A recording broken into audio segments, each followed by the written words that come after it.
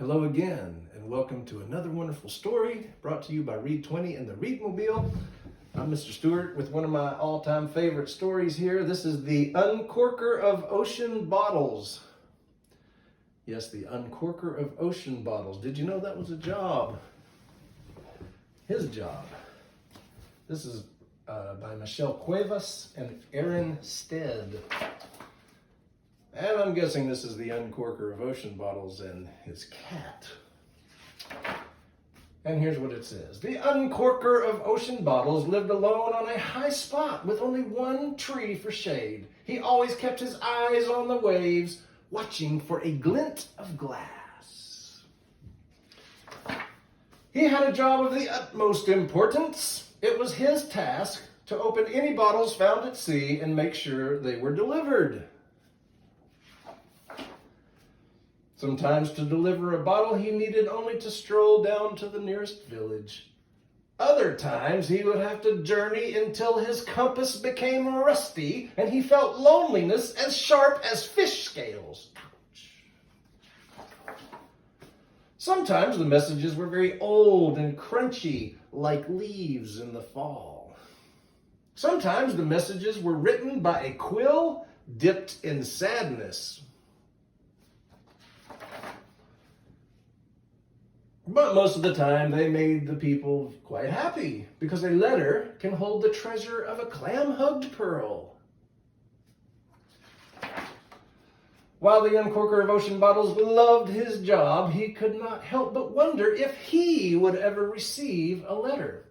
Truth be told, every time he opened a bottle, a part of him hoped to see his own name winking up to him from the page. But then he remembered that that was about as likely as finding a mermaid's toenail on the beach. Yeah.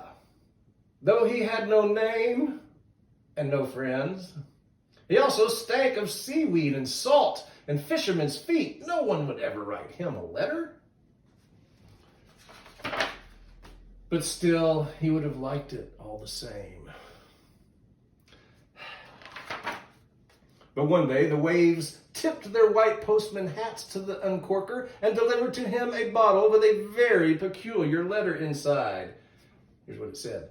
I'm not sure you'll get this in time, but I'm having a party tomorrow evening at high tide down by the seashore. Will you please come? Oh dear, said the Uncorker. He had no idea who that letter was for or where he should deliver it.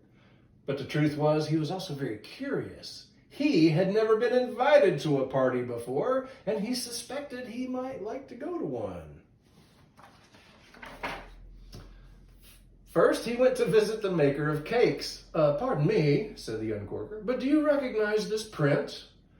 And the cake maker studied the note, and he said, No, don't recognize the script, but oh, how I do love a seaside dance. Then the Uncorker moved on. He asked the candy shop owner. He asked a woman buying chocolate-dipped treats. He asked a young girl in a green dress. And each one sighed and said, Sorry, though I do wish I had received an invitation to such a party. It sounds like fun. The Uncorker asked a seagull, a sailor, and a one-man band. But nobody could claim the letter. Nobody in the sky, the sand, or the sea. And the Uncorker felt very low.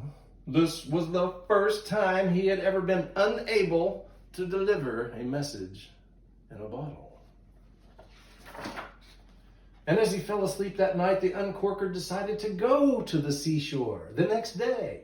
Yes, he would go, and he would apologize to whoever it was that wrote the note. The Uncorker of Ocean Bottles arrived early, carrying a handful of his favorite seashells. He thought it would be rude to show up uninvited and empty-handed. When he got there, the seashore was draped in seaweed and starfish. Candles floated in clamshells, and there were sand sculptures and umbrellas. And the maker of cakes says, Oh, it's you! The candy store owner said, Oh, how grand!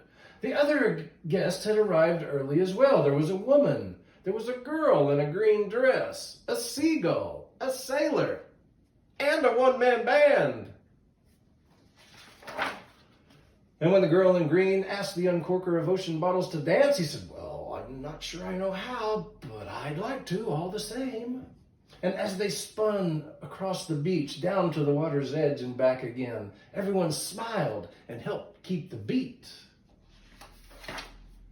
And the Uncorker's heart was a glass vessel filled to the brim. Yes, his heart was a glass vessel filled to the brim. And as the stars began to arrive, and the moon as well, the Uncorker took out the bottle he had been unable to deliver. And he said, perhaps, with a mouthful of cake, yes, perhaps I shall try to deliver this again tomorrow.